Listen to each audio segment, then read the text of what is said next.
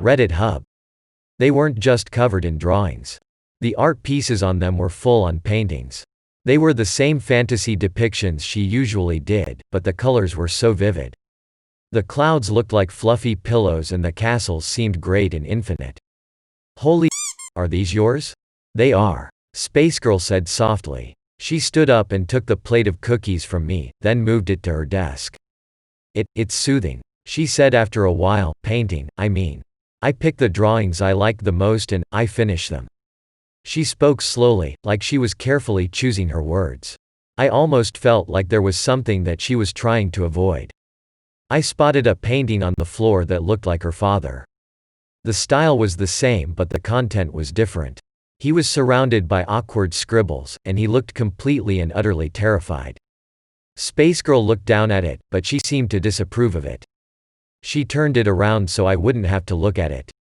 We should get started, she said. Sorry, no, it's all right, I said. I sat in the chair for her.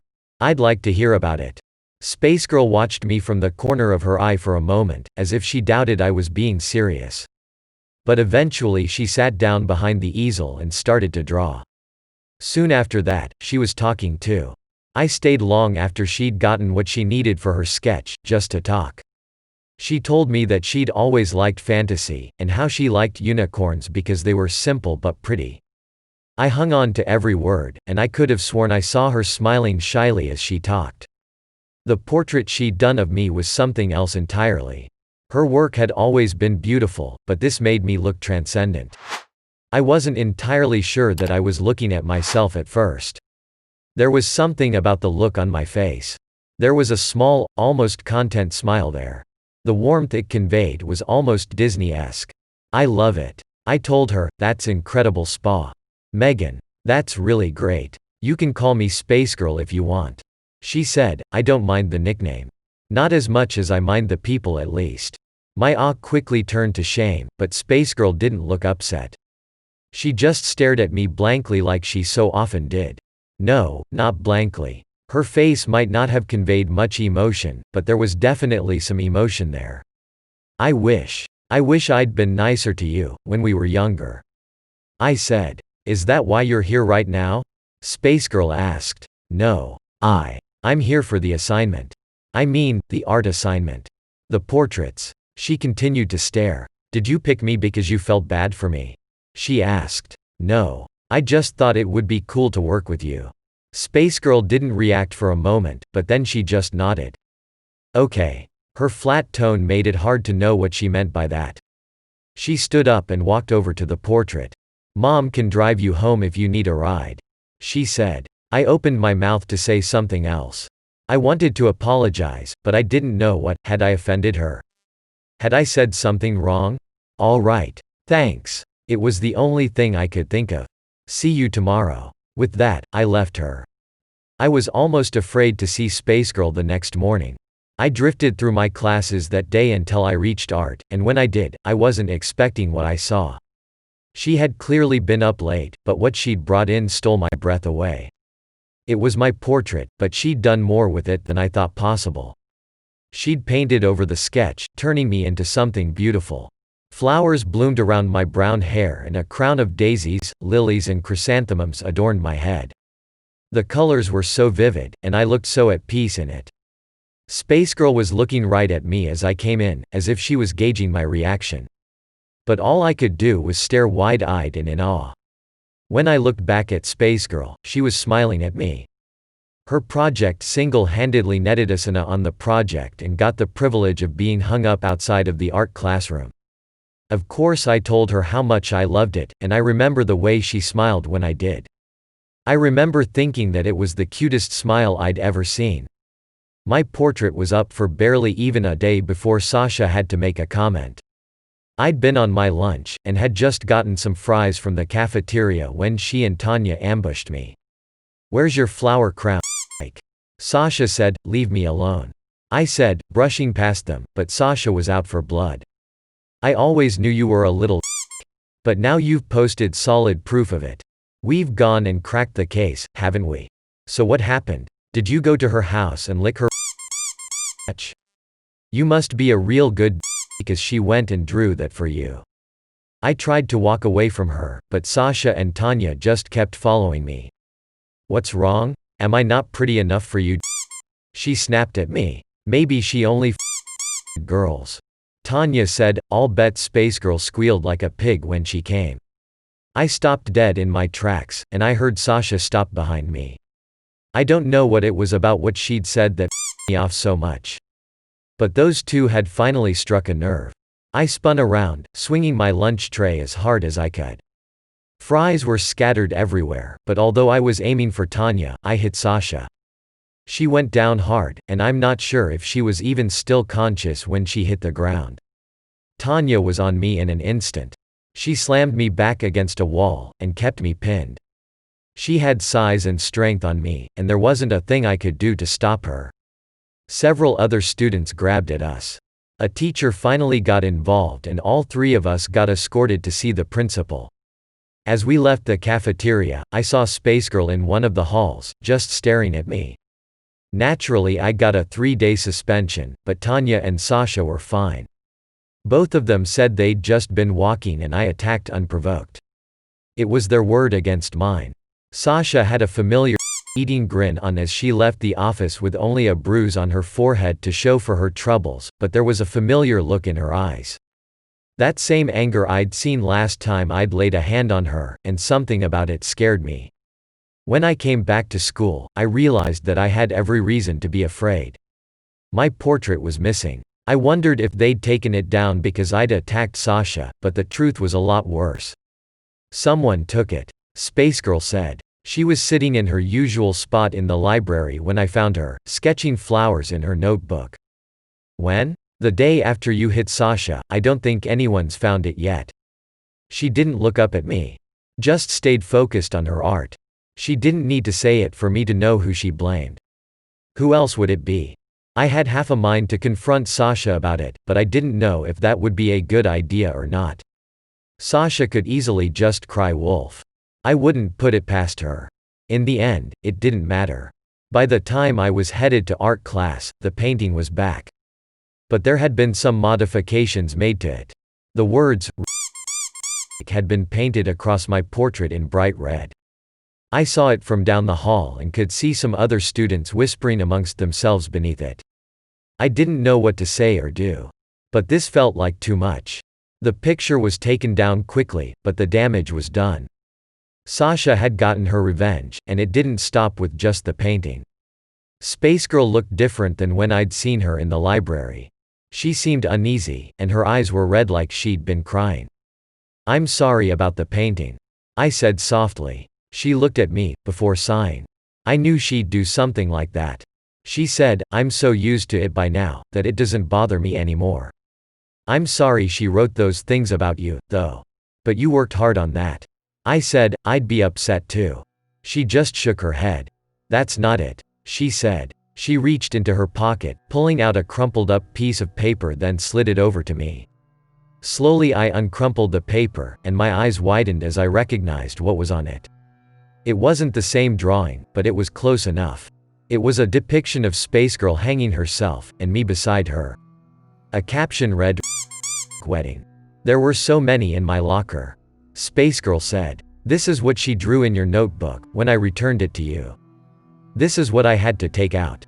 Spacegirl looked down at the picture again, before averting her eyes. She didn't pay much attention during class. Instead of taking notes, she sketched in her notebook. I looked over a few times to see her drawing another unicorn. This one seemed so similar to the one I'd seen before. She must not have been quite happy with it though. When I looked back at her notebook, the unicorn wasn't there anymore. She must have just erased it, but it seemed so clean. Like it hadn't been erased at all. Tanya was following me on my walk home that evening. I didn't know what she had in mind, but I didn't want to put up with it. When I was in the middle of a small walking path that cut behind some of the houses on my street, I stopped and looked at Tanya as she kept approaching. "What do you want?" I asked. "It's a surprise," she said. "Sasha and I just want you to know how much we love in this town." Oops, I've said too much. I wanted to hit her.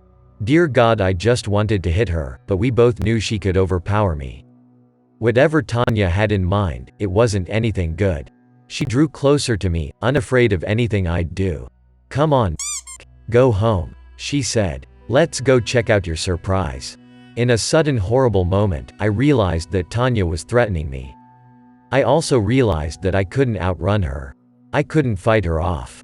I didn't really have much of a choice but to do as she asked. Slowly, I turned and walked towards my house, with Tanya at my heels. It wasn't far, and up ahead I could see Sasha sitting on a park bench. From a distance, I recognized the red gas can beside her, and I stopped dead in my tracks. Tanya seized me by the arm and pulled me towards the bench. Sasha just watched with a wide, manic grin. "Hey Jane," she said, "how's it going?" "What the is this?" "Just wanted to chat," Sasha said with a cold chuckle. "You think you can get away with pulling the you did the other day?"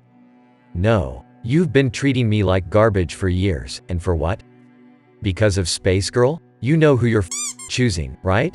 Right? God, I hate that girl. But you know what? I hate you even more. Acting like you're better than me just because you feel bad for her. You're crazy." Sasha just laughed. "I'm not the one who clocked someone with a tray just for a little bit of teasing. You're absolutely psycho." On the bench behind her, I saw the portrait that Space Girl had painted of me. Sasha picked it up and tossed it in front of me, then picked up the gas can and dumped it onto the canvas.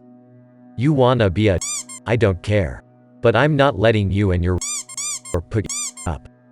So say goodbye to your little project, slut." Sasha reached into her pocket and took out a book of matches. Her grin widened, before suddenly vanishing outright as she looked at something behind us. "What the hell?" Tanya said, and I craned my neck to try and see what they were seeing. As for believing it, that was another story entirely. Standing on the path behind us was a unicorn, but the way it looked was all wrong. This was nothing like a regular horse. Its body was plain white and almost textureless save for the many thin blue lines that ran along its body. It looked like it had been cut out from a sheet of lined paper, but that was impossible. It had to be impossible. Neatly done gray lines defined the shape of the horse. In fact, the lines reminded me of the ones Space Girl used. This unicorn looked like it had walked out of one of her notebooks. Tanya let me go and stumbled back a few steps, wide-eyed as she stared at the advancing unicorn. It let out an angry noise before charging straight for Tanya. She panicked and tried to run. In her desperation to escape, she bolted down the path. But she couldn't outrun the paper unicorn. It lowered its head as it drew nearer to her, and in one swift movement, the horn pierced Tanya's back, impaling her straight through the chest. She screamed as she was hoisted off the ground, and the unicorn circled back to fix Sasha in a murderous glare. Tanya looked down at the massive spike sticking out of her, her eyes clearly wide with horror and her body twitching its last spasms as the life quickly drained from her. The unicorn lowered its head to let her slide off of its horn, and she hit the ground in a bundle of limbs. Sasha and I stared in silent horror as the unicorn reared up on its hind legs and brought its hooves down upon Tanya's body. She didn't scream. She didn't fight. She simply lay there as she was trampled again and again. I can only hope she died quickly. Sasha dropped the unlit match and took a slow, terrified step back before toppling over. I stumbled back and looked down to see the portrait of me at her feet. But it had changed. That beautifully painted version of me was now leaning out of the canvas, invading the real world and clutching Sasha's leg tightly.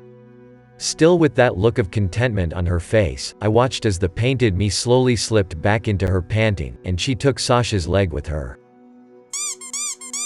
Sasha desperately swatted at the painted me, but she couldn't overpower it. She couldn't escape. Her nails tried to dig into the pavement as she was slowly dragged into the canvas. She looked at me in horror, silently begging for help, but all I could do was stare back at her in silence.